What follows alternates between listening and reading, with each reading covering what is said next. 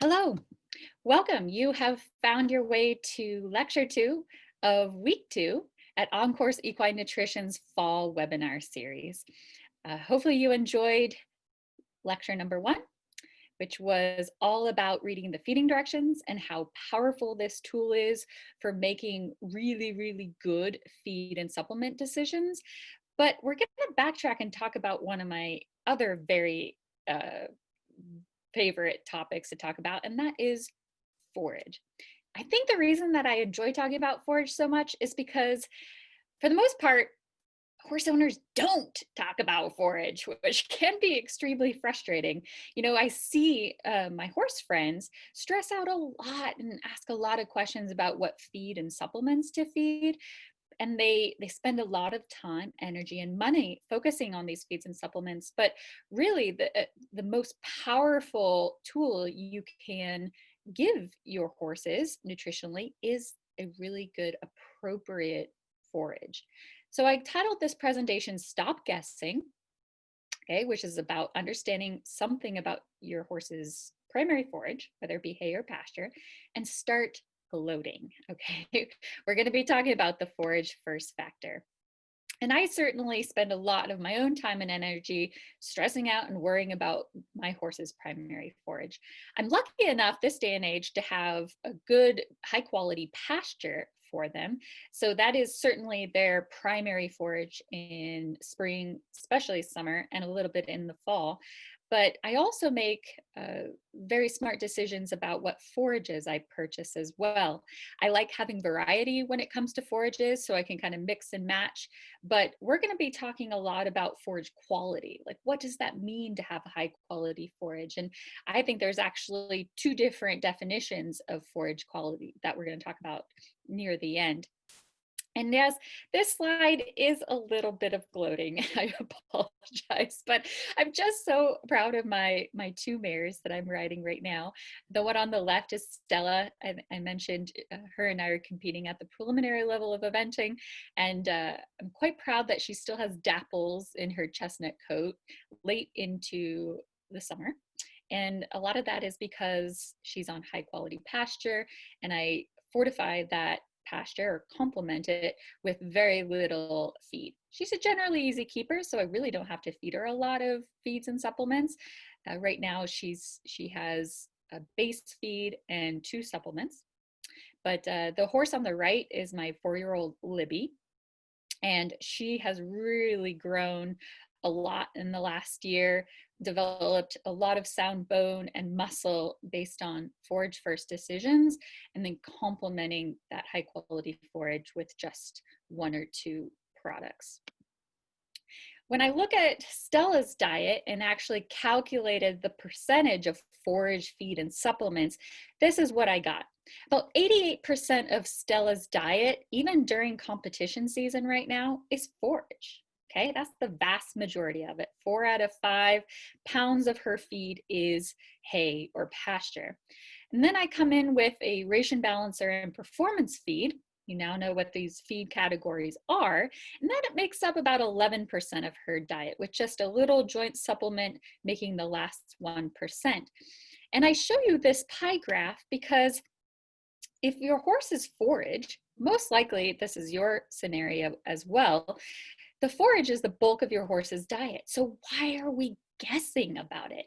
Why are we leaving it up to chance or not spending more time, energy, and stress worrying about that 88+% rather than spending all of our time and energy on feeds and supplements? We really cannot make good feed and supplement decisions until we really understand a thing or 2 about our horse's primary forage. So here's what we're going to cover today. We're going to break this up into 2 parts, and I'm going to try this so that you have an interim, if you will, to take a break, get some more coffee, go ride your horse, do what you need to do for the day, and come back if you'd like to break it up into 2 parts. Part 1, we're going to real quickly review concepts from lecture 1. And then we're going to get into the meat of this presentation. I have some really fun, interesting slides to show you precisely, okay, how we make good feed and supplement decisions from forage first information. So what do you need to know about your forage to make these good decisions? And that's a really exciting part we're going to cover in part 1. Part 2 is a little bit about forage analyses, all right? I don't have enough time, unfortunately. I could do a whole nother talk on forage analysis interpretation, but what I'm going to share with you today is how do we go about getting those forage analyses done.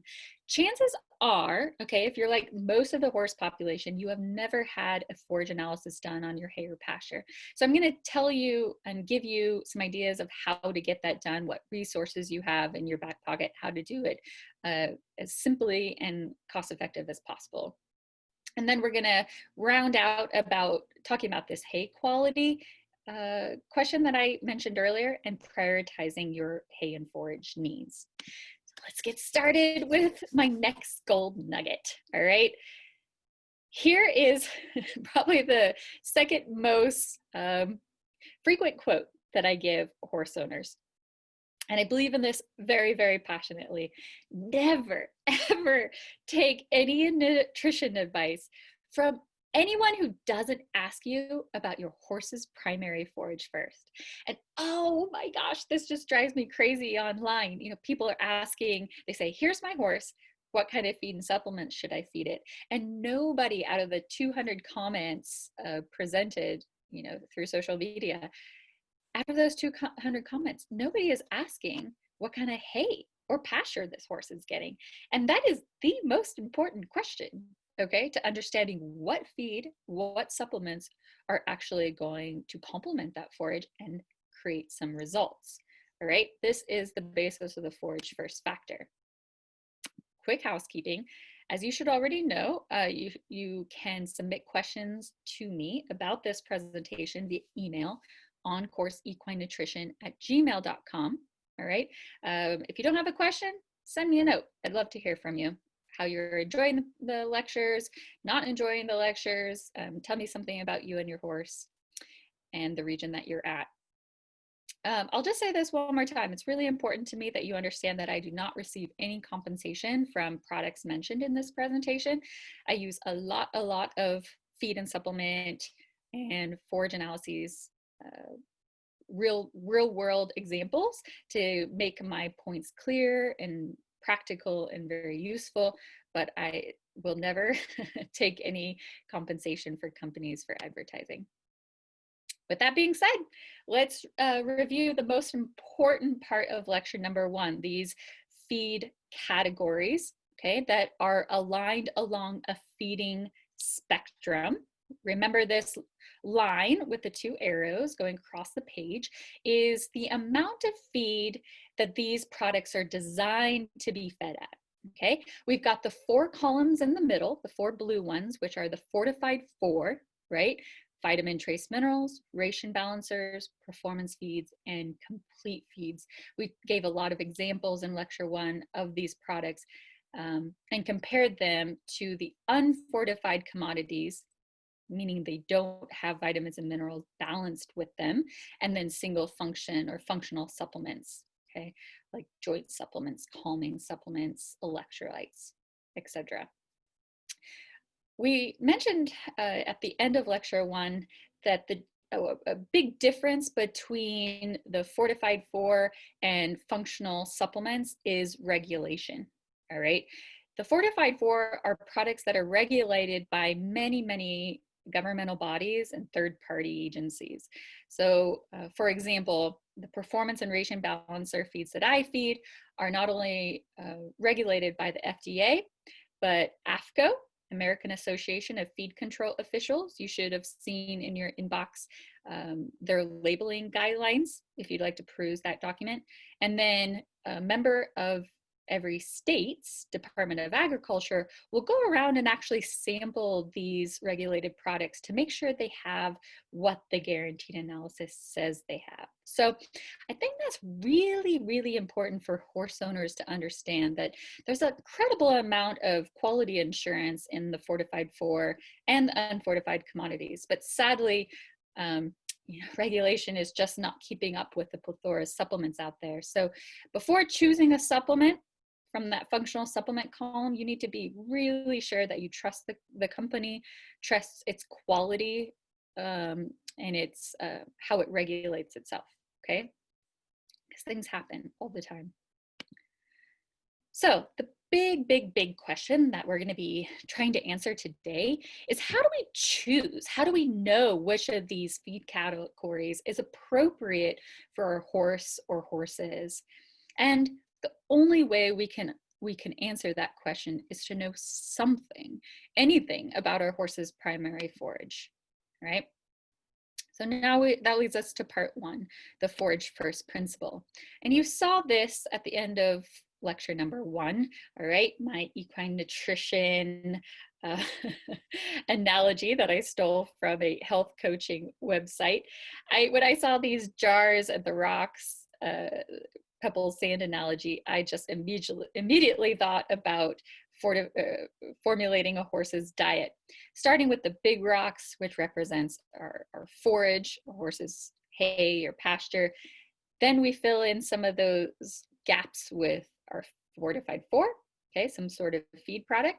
And then, and only then, once we know that there are the majority of the horse's nutrient needs are being met, then we can add some sort of joint supplement, some sort of electrolyte on top to really get the most out of our feeding program.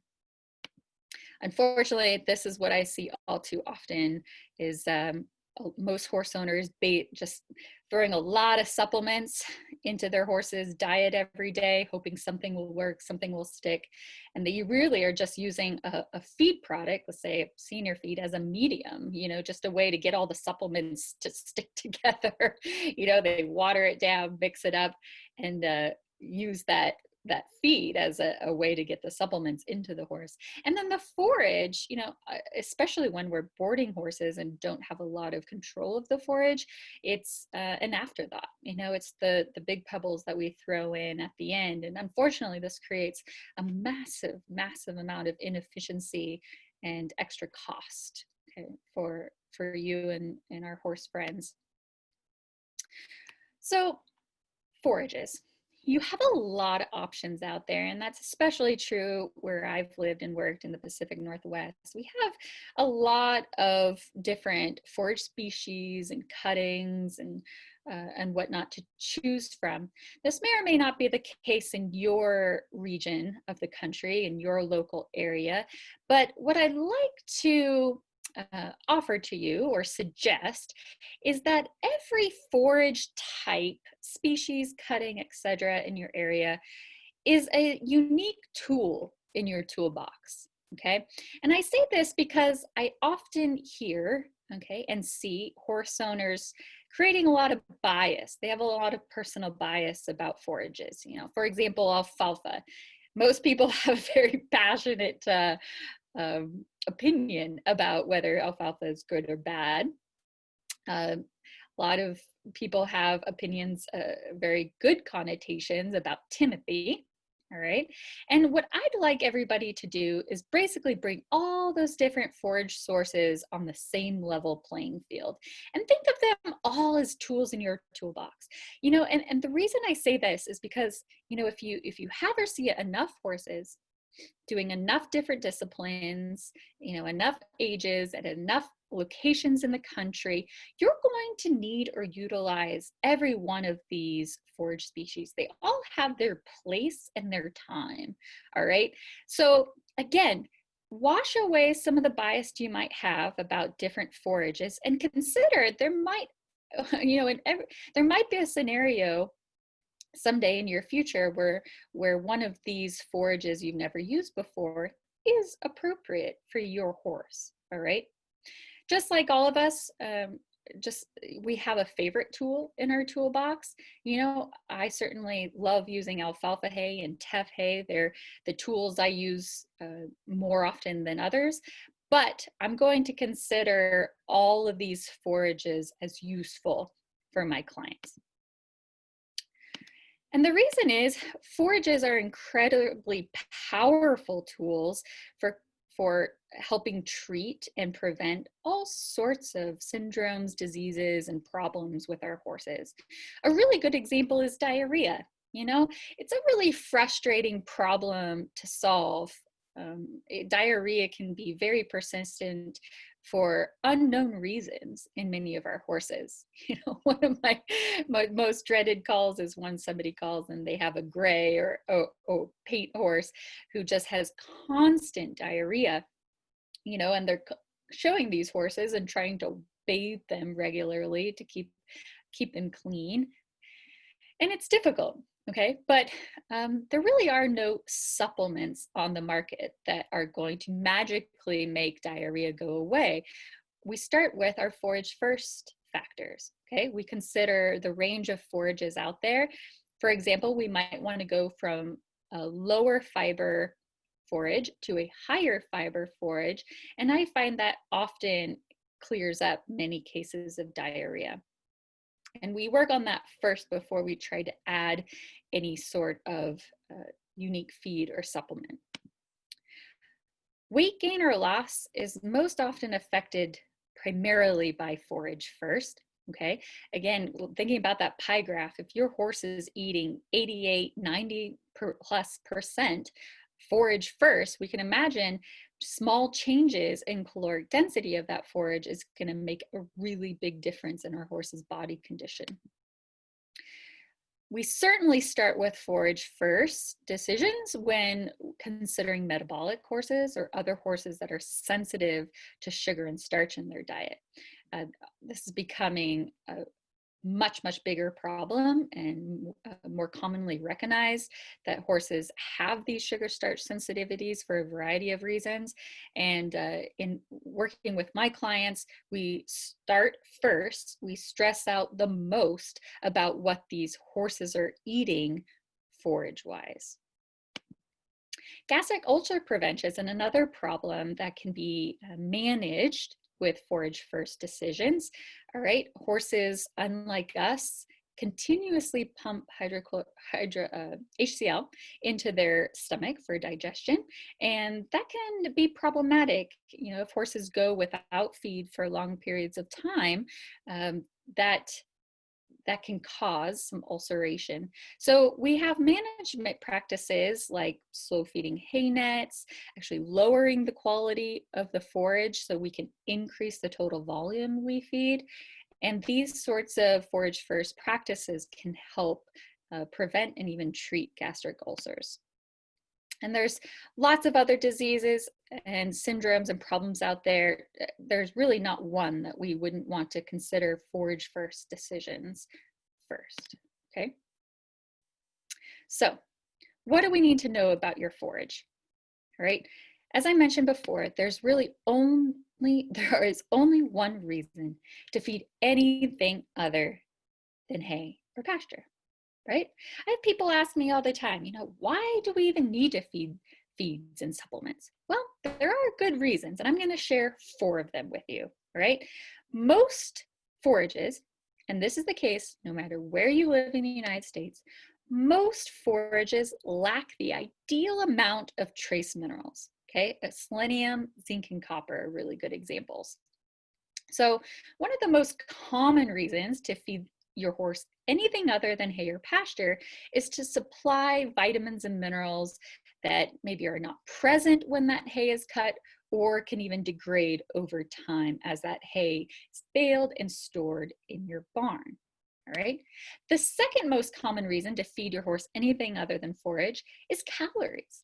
You know, we're going to talk about how forages can be mismatched with your horse. And if you are in a situation where your forage has lower caloric density than what your horse needs, we're going to have to add those calories into your horse's diet in another form. And usually we start with feed and then add supplements. A third reason to feed anything more than forage is to provide some higher quality amino acids. And amino acids are the building blocks of what makes protein, okay? Equine nutrition researchers have recognized now that the ratio and quantity of amino acids is actually more important than the total amount of crude protein in your horse's diet. So I talk more about amino acids than I do protein by itself, okay? Fiber.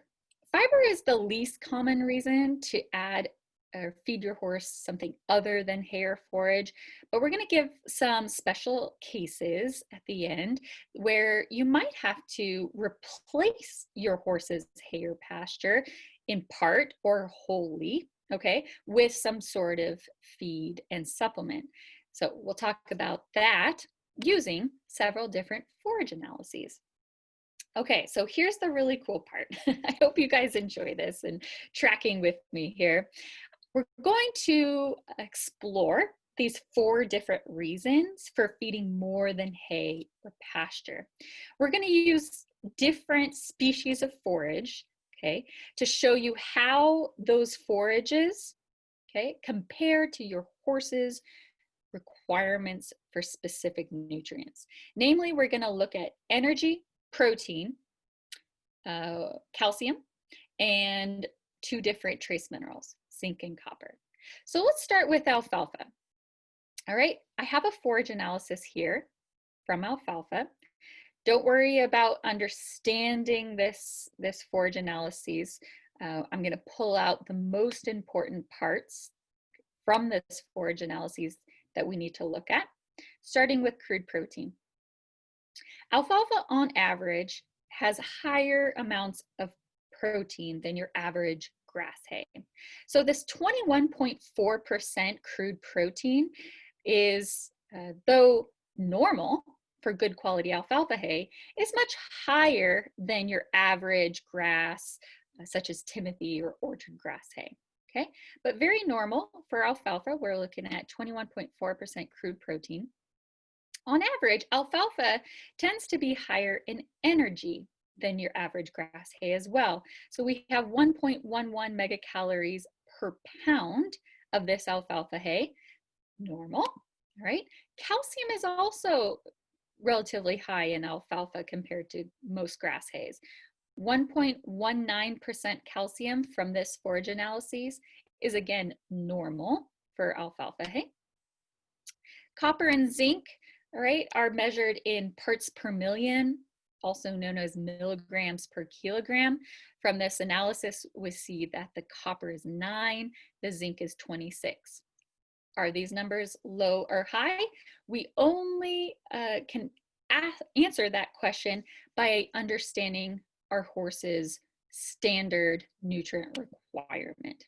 So where do we get these standards, right? That is the big question. And I use this nutrient requirements of horses book that was published in 2007 by the National Research Council. All right, and this is a really cool group because what this National Research Council does is every few years, sadly not very often for horses because equine nutrition research is so expensive, but every few years when there's enough new, there's a new body of equine nutrition research available, this National Research Council gets together, okay, and looks at all these peer-reviewed studies that have been done in the last, say, decades, since 2007. And they'll take the most relevant information and put it into this nutrient requirements of horses manual, all right? This is basically every nutritionist's nutrient Bible, okay? I call it my nutrition Bible and I never leave home without it because if you're making a new product or trying to balance a horse's ration, these are the standards you're going to use, and they originate from this book, which originates from all the peer-reviewed research that has been done on equine nutrition. All right, hopefully you're following with me. Very important book. There is actually an online free downloadable version of this book. The link is on our Facebook group page, On Course Equine Nutrition group page, which you guys have access to, all right? You can also search online for it, or you can buy the book, you know, on Amazon or what have you. I think it's usually around $120, $140. The other important thing to know before we go any further with these standards is that I'm going to be using an 1,100-pound horse as our standard example. All right, so as we go through all these forage analyses and compare them to this standard, know that it's for an 1,100-pound horse in moderate work. We would obviously need to make adjustments or recalculate if we're talking about very large draft horses, itty bitty little minis, or young growing horses. So back to our alfalfa example. Here in the pink box, we see we are using that standard 1,100-pound mature horse in moderate work, eating 2% of its body weight in this alfalfa hay only. Okay, so if we were to feed this standard horse 22 pounds per day of this alfalfa hay, this is how that alfalfa hay would meet their nutrient requirements. So again, we're using energy, protein, calcium, zinc, and copper as an example. To orient you, one more thing, this red dotted line going across your page is 100% of this standard horse's nutrients requirement for these nutrients we're talking about. So let's start with energy. If we fed this horse only 22 pounds of this alfalfa hay, from the forage analysis, we would know that this hay is meeting and actually exceeding this horse's energy requirements. Okay, depending on the individual horse, depending on the individual horse's metabolism, just how much it's working, the weather it's exposed to, this horse may possibly gain weight on this particular forage because we are exceeding his energy requirements. Protein. I mentioned protein and calcium are relatively high in alfalfa, and we see this, okay, in the horses when comparing this alfalfa to the horse's nutrient requirements. Protein is being exceeded by this horse's standard nutrient requirement by 278%, calcium 340% of its need. Is that a bad thing? Not necessarily. There's lots of horses out there in the United States eating nothing but alfalfa hay, far exceeding their protein requirements, and they do just fine, okay, even if their stalls do smell strongly of ammonia. That is a side effect of feeding a lot of extra protein in your horse's diet. But if your horse has possibly kidney issues, sometimes all alfalfa diets can be really stressful on older horses' systems. This is rarely a problem, but something to look out for. Also, enterolis, those calcium stones that can form in the horse's stomach, is another risk of feeding exclusively alfalfa because of that high calcium content. Now, most important thing actually in this forage analysis comparison is the zinc and copper requirement that is not being met. All right, and that's why we're using this alfalfa as an example of a forage product that is not meeting your horse's vitamin and mineral needs. This is actually extremely common that even high quality forages do not meet horses' trace mineral requirements. And this is why, after seeing this comparison hundreds, if not thousands of times in my career, I recommend that every single horse that you own have at least access to a simple trace mineral product, okay? Because of this deficit right here. So, to summarize, this forage, being fed at 22 pounds per day to our standard horse, will easily meet energy, protein, and calcium requirements, but because our trace mineral requirement is not being met, the best feed category for this horse is, you guessed it, a simple vitamin trace mineral product from the Fortified 4. Cool? I think so. Okay, let's use Timothy, first cutting Timothy hay as our calorie example, all right? Calories, another big reason why we feed our horses more than hay or pasture. And let's see why. Here we've got a forage analysis for first cutting Timothy coming from the Timothy capital of the world, Ellensburg, Washington, where I used to live. Let's pull out the important things we need to know. Crude protein is 13.7%. This is obviously a lot lower than the alfalfa, but very much average for Timothy, good quality Timothy. Energy is exactly 1 megacalorie per pound, slightly lower than the alfalfa, We're going to see how that compares to our standard horse's needs. Calcium, a lot less, more than half of the alfalfa, but normal for grass hay. And copper and zinc, actually not too different from the alfalfa, right? Let's see how this compares to our same standard horse's nutrient requirements. Now we have a graph that looks quite different, right? If, again, we fed this standard horse nothing but 22 pounds of this first cutting timothy per day, this is how his nutrient requirements would be met or not met. Here we have protein and calcium being met and exceeded, but now the most important thing to note and to complement when we add a feed or supplement is to worry about the energy content first, all right? If we only fed this horse 22 pounds of this timothy of hay per day and did not supplement with another calorie source, this horse would most certainly lose weight, all right? However, sorry, let me back up. So energy is not being met. That's the most important nutrient deficit when feeding this timothy hay. But note, again, zinc and copper is not being met, all right?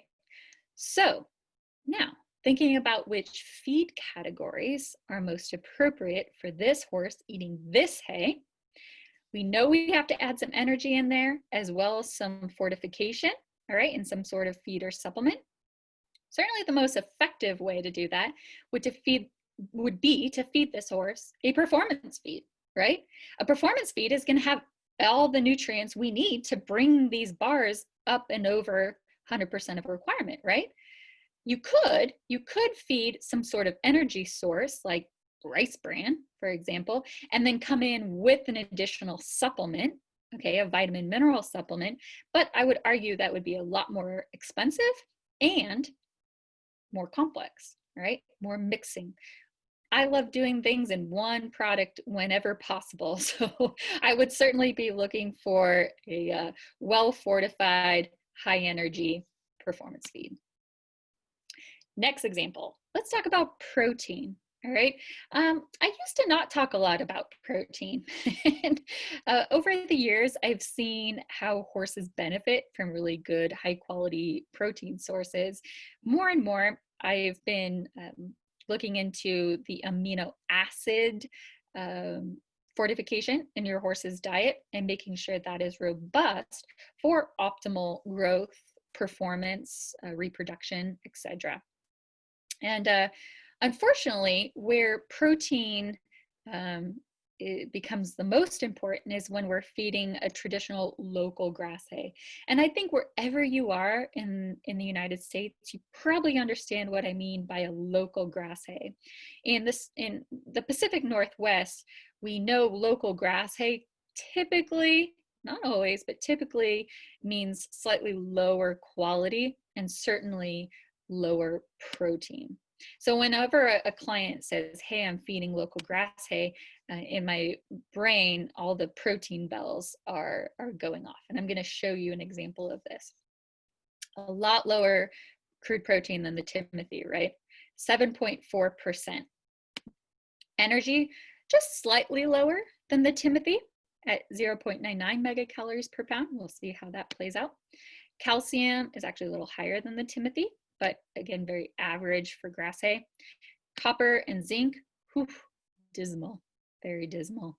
And we can be assured that the digestibility of those trace minerals is even lower. So how do we feed for a horse that is eating 22 pounds of this local grass hay? Again, a very different chart that we see here for the same horse. Again, this red line represents 100% of each nutrient requirement. Energy. We knew that timothy didn't meet energy requirements, so for certain this local grass hay was not going to meet energy requirements. But now what really pops out to me is this protein. All right, what happens if we only fed this horse 22 pounds per day of this forage? Most likely we just wouldn't get the performance and the muscle development we really wanted. right? The horse just wouldn't have the groceries, the nutrients available to build, maintain, and repair muscle, okay? So a big, big deficit here. And of course, zinc and copper, hopefully you're seeing this pattern repeat itself no matter what quality forage we're feeding. But we certainly need to make sure the vitamin mineral fortification is robust in our added feed or supplement products. So protein becomes the big, big deal here. So the final question with this is, what feed category is the most appropriate? Now, we're going to be learning a lot about ration balancers in this lecture, and ration balancer is certainly the first feed category that comes to my mind, because what that ration balancer is going to do, just like a protein milkshake after your workout, right? This ration balancer is going to come in and add some really high quality protein sources and fulfill the zinc copper requirement. Now, if you only fed a ration balancer, you might not be meeting the horse's energy needs, because remember I said ration balancers are very low in calories, but we could easily meet and exceed these horses' energy requirements with a little bit of performance feed, senior feed, or an unfortified commodity like maybe alfalfa pellets, rice bran, beet pulp, that sort of thing. Okay. All right, our final example, our last reason for feeding a horse more than just flakes of hay or pasture, and that is fiber. So it's a little different conversation talking about fiber, because basically what we're doing is we're replacing our horse's hay or pasture with some sort of pelleted hay-based diet, all right?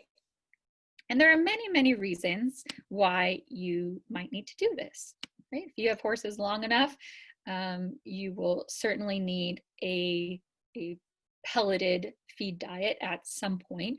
For example, there are places in the country where you just cannot source high quality grass or alfalfa hay. And sometimes, believe it or not, it becomes more cost effective to purchase your fiber, aka your horse's primary forage, in a bag. All right. That's certainly true for places, down south during drought.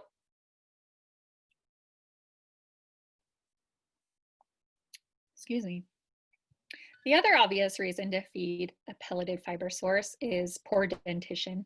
And that's obviously the case in our geriatric horses, as they grind down their teeth and even start losing teeth. But this can be true too for young horses with really bad mouth conformation, or I have a friend whose horse just broke its jaw, in middle age, and so that horse has to eat a wetted down pelleted hay diet for an extended period of time. A lot of veterinary clinics will use pelleted fiber after surgery, all right, especially colic surgery, because they're trying to ease the stress and strain on that digestive system and allow it to heal. I also just this year I've talked to a reining trainer who decided to convert all of her horses' forage-based diet to pelleted hay. And she started using this alfalfa Timothy hay. And the simple reason really came down to feasibility, transportability for horse shows.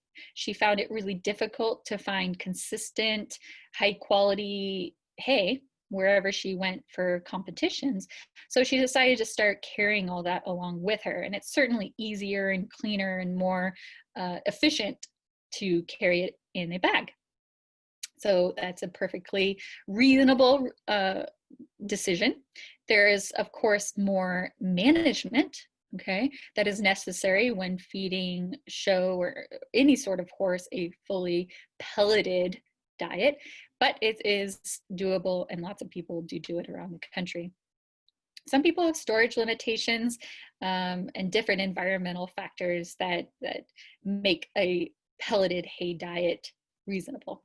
Okay, so I just wanted to cover that real quick. These are usually special cases. It's not the most common form of providing fiber to your horse, but there are certainly lots of scenarios where it can be an option.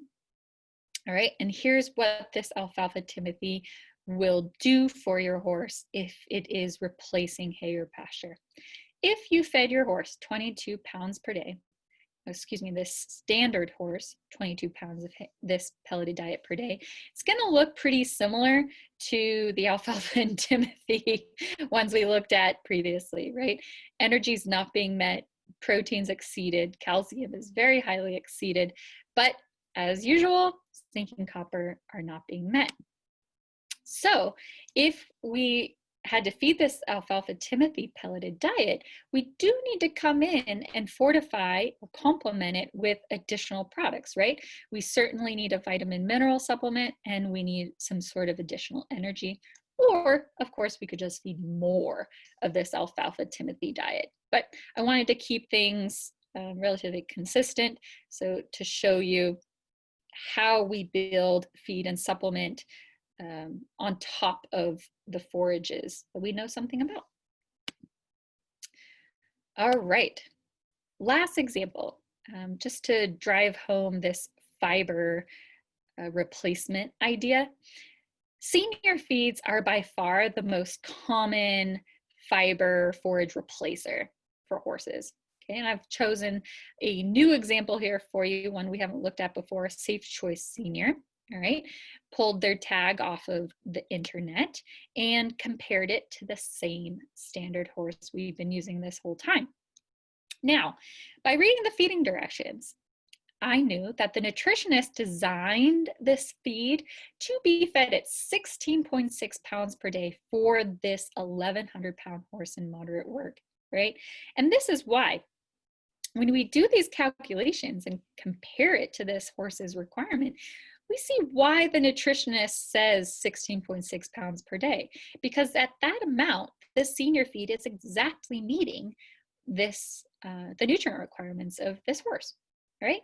And we can see since senior feeds are fortified, meaning they've been balanced with additional nutrients like protein, vitamins, and minerals, we can exceed all of this horse's nutrient requirements with just one product.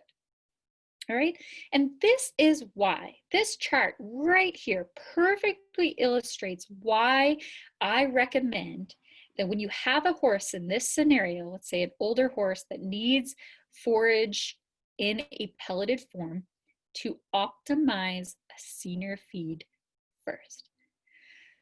You're probably saying, Natalie, you said senior feeds are way over recommended, and that's true. But here is a good example of a good reason to use a senior feed. All right, you don't have to feed the full 16.6 pounds per day. That's true whether or not your horse can chew hay or pasture at all. But what I'm saying is that by buying these senior feeds and you optimizing them before mixing them or diluting them with other things like beet pulp, rice bran, alfalfa pellets, etc., use them for the power they have to provide all nutrients, all right? Energy, protein, calcium, zinc, and copper can all easily be filled with this one product.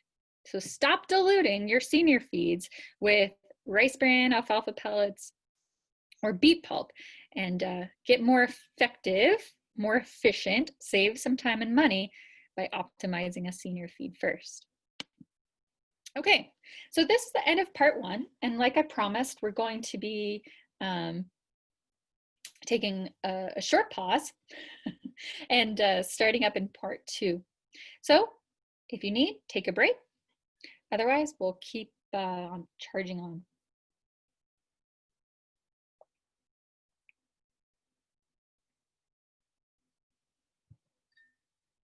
All right, part two. We're going to be talking about forage testing. Unfortunately, we don't have time to talk about forage analysis interpretation. That would literally take a whole nother lecture or two. But what I want to share with you is just how easy it is to get a forage analysis done. If you're like most horse owners in the United States, you've likely never had a forage test done, or even provided to you. Maybe you don't even know to ask for them from your hay distributor. So the next few slides are about opening up your eyes to the possibilities, um, showing you just how easy it is to get a forage sample done, what your resources are, so that you can stop guessing about your horse's primary forage and start gloating about how effective and simple and affordable your feed program is. Now, if you want to do a forage test yourself, again, I'm going to give you some resources to doing that. One of the first things you want to start with is reading this extension bulletin put out by the University of Idaho. This extension bulletin in PDF format is going to be arriving in your inbox, all right, along with your homework for lecture 2. But this will teach you about how to take this forage analysis. And it's done with one of these cores. This example here shows what we call a Penn State forage probe attached to the end of a battery-powered drill. And this guy is actually doing it wrong because he's going into the side of the bale.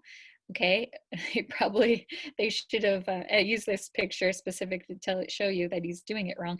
What he needs to be doing is coring lengthwise through the small end of the bale, so that he goes through as many flakes as possible, and therefore we get a better representative sample. I will tell you the most important part of taking a really good forage analysis is getting a representative sample. And what I mean by that is that you go around your entire stack and unbiasedly as possible, don't try to pick out the greener bales from the less green bales. Try to unbiasedly go through and core as many bales as you can. I usually do between 10 to 12 for a sizable stack. And make sure it's representative of what your horse is going to be eating throughout the season, however long that hay is going to last. All right. But the University of Idaho has one of the best explanations of how to do a really good forage analysis, so I'll be sharing that with you.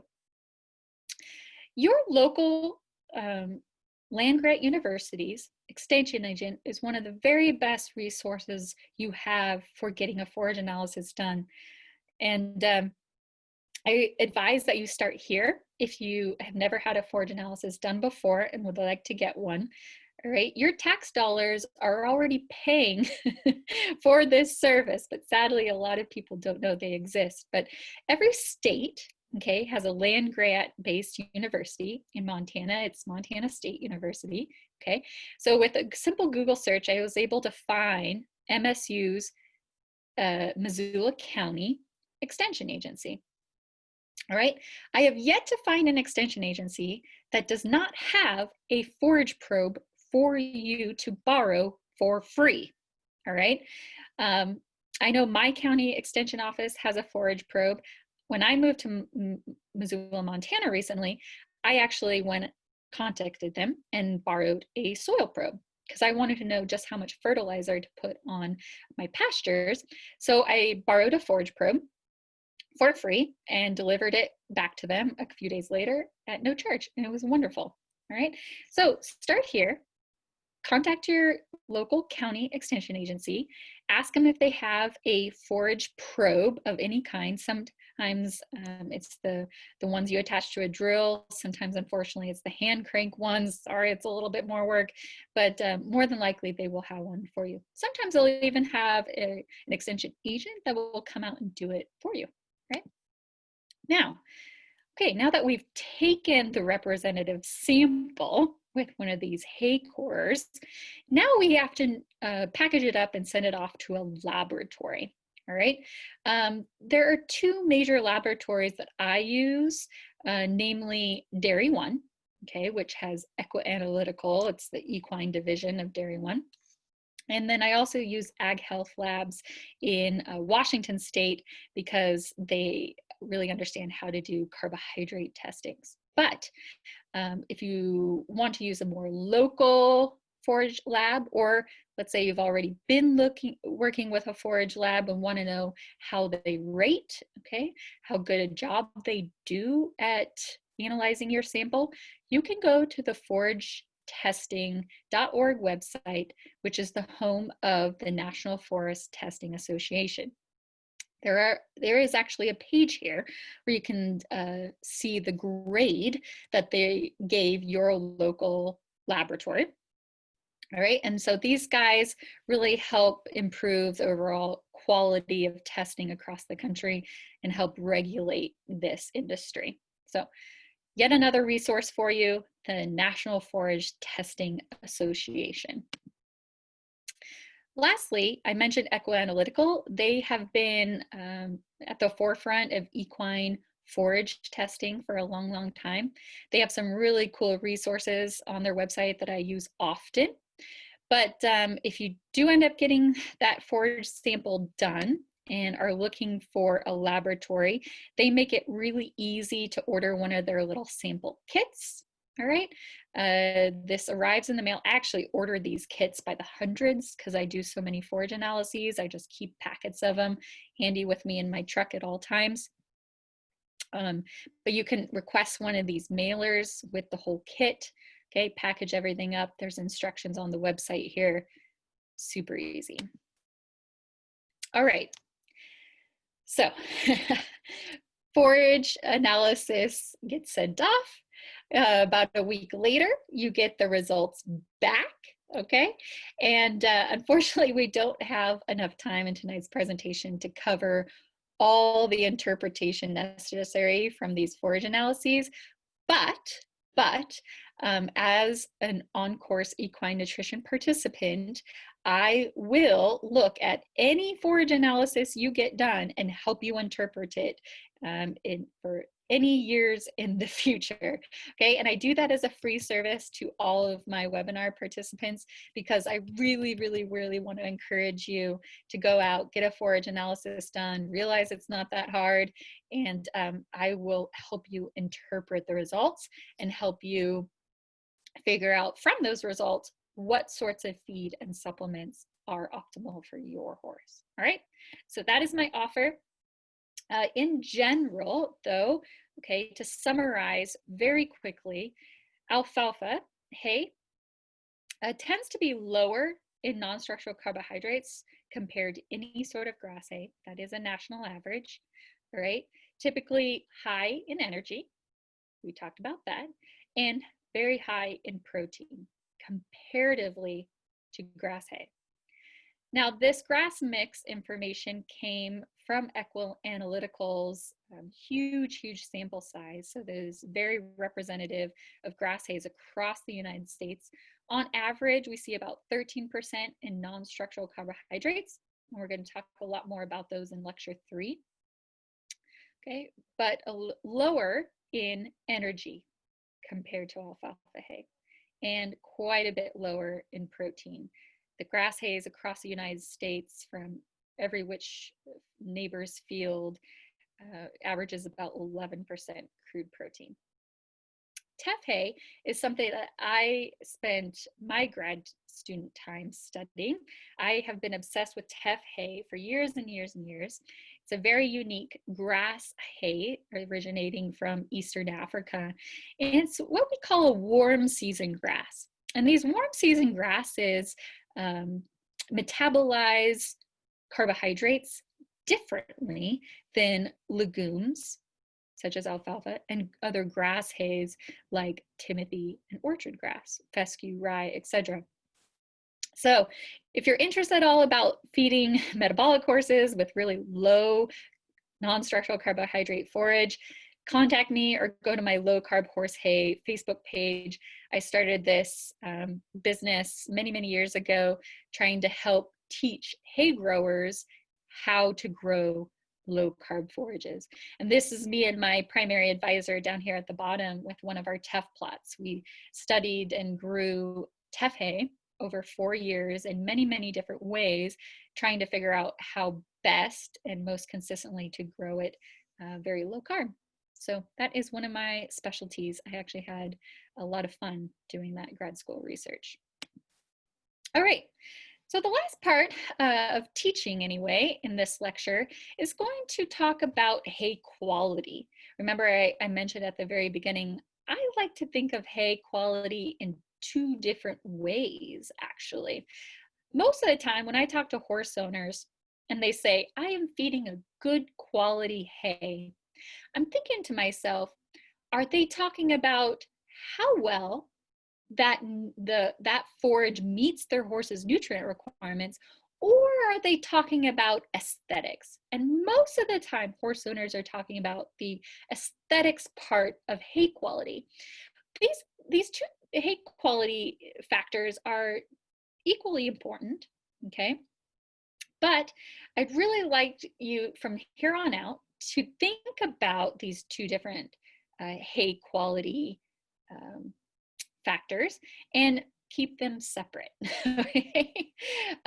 Aesthetics like color, smell, the presence of mold or foreign materials, logistics like the bale size and shape, flakeability, just how well your horse eats it. Okay, those can all certainly be very important reasons to buy a hay or reject it. But I want you to think of that separately from the nutrient side of hay quality. And when I say hay quality, usually when a nutritionist talks about hay quality, they're talking about how good is the caloric density, how high is the protein level, how nutrient rich is it as far as vitamins and minerals. And in my mind, I'm also thinking about, okay, how well does this particular forage match, okay, match that particular horse's needs? And that's what I call hay quality. All right. So again, just from here on out, when you hear that phrase, hay quality, I want you to be thinking, okay, there's two types of hay quality. There's the nutrient density that we only know from a forage analysis, and then there's the aesthetics side of hay quality: color, smell, um, cleanliness, dustiness, etc. All right, that brings us to the end. Let's review what we've learned in lecture 2 and show your homework for the rest of the week. All right, summary. 3 ways to put forage first. Number 1, determine which nutrient class or nutrient classes are lacking in your primary forage, hay, or pasture. Remember, we said there are basically 4 different reasons to feed your horse more than just hay or pasture. The most common one is that our forages are lacking in vitamins and minerals. And we saw that time and time and time again with the zinc and copper example. Calories.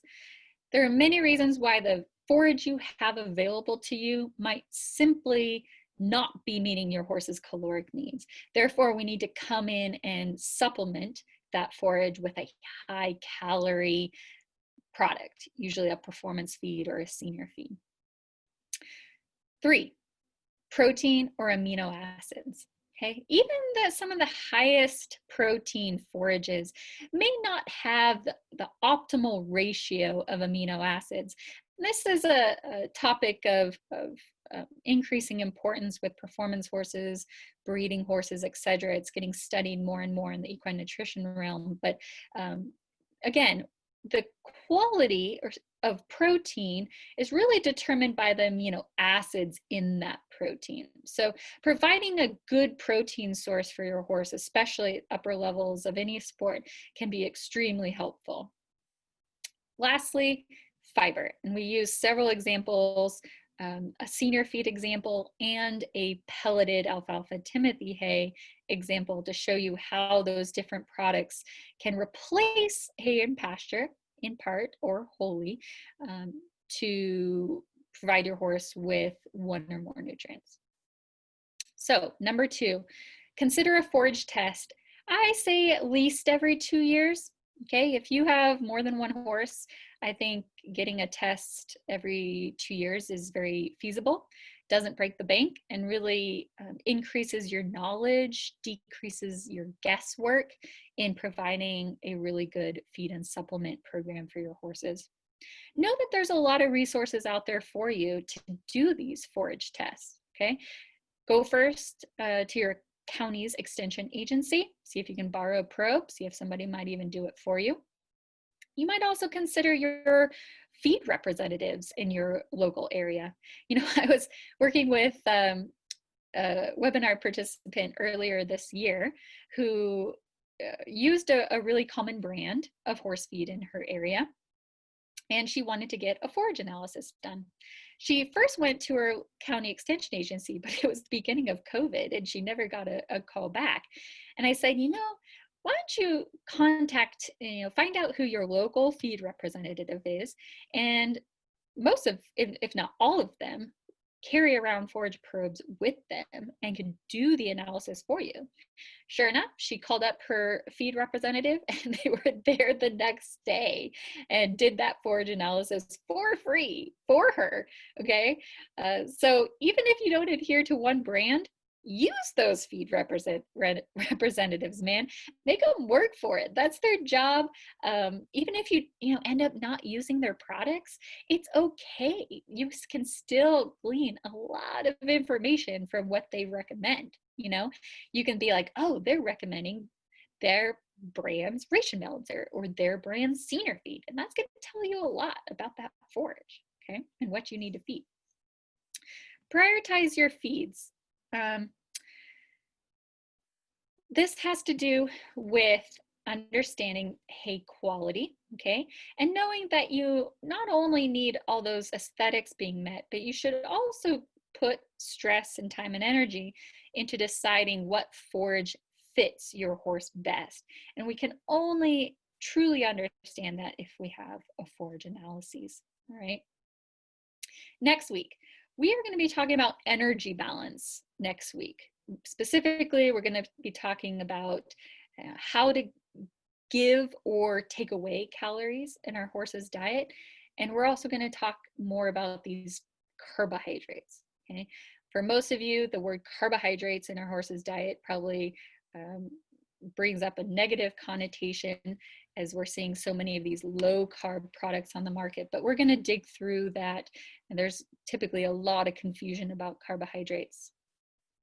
So we'll talk about that when we talk about metabolic courses next week. Homework. Here is your homework, or worksheet number 2 for lecture number 2. What I'm going to ask you to do for this worksheet is try to match. Okay, match these forages to the appropriate horse, okay, represented in these pictures. And yes, you are going to get 2 separate keys along with this worksheet. You will get a key that explains nutrient quality of each of these forage options, and you're also going to get a key that describes the horses in these pictures. Things like age, activity, if they have any special needs, etc. Okay, and so you'd say, okay, here's some teff hay, and you'd say, okay, maybe this overweight hunter jumper could use some teff hay. There's no perfect answer to this worksheet. I just want you to start putting your forage first decisions into play and considering how all these different forage options might be best utilized with these horses. Your third worksheet, okay, is optional, but what I'd like you to do here is really sit down and think about what is most important to you when it comes to purchasing hay, okay? That's basically what we're doing here. I know a lot of horse owners who get very, very stressed out when it's haying season and they need to fill their barn, right? I can tell you when those 12-ton were stacked in my barn, there is no better feeling than that. There's something very instinctual about having that hay stored away for the winter.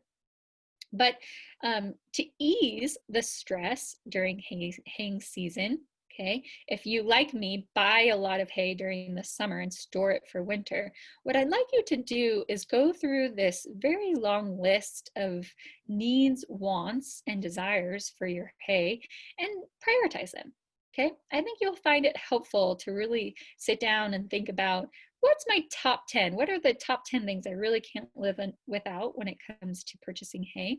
And then I want you to put a star next to your top 5. Usually this is the top 5 like no mold, no dust, for example, that you absolutely can't live without. And what I find is that when horse owners do exercises like this, it makes those hay purchasing decisions a lot easier, right? Last slide here. Again, answers to your questions will be in your inbox at the end of the week, along with worksheets number 2 and 3 that I just showed you. Please join our Facebook group page at On Course Equine Nutrition for additional resources. I mentioned earlier that a digital version of that nutrient requirements for horses book is available there. Next week, equine energy balance. And don't forget our amazing, amazing list of guest lectures this fall. Mark those dates down. Those will be live presentations. All right. This is what we're talking about next, folks. We're going to be breaking our herd down into 2 different categories, the hard keepers and the easy keepers, and figuring out how to feed these guys on the extreme ends.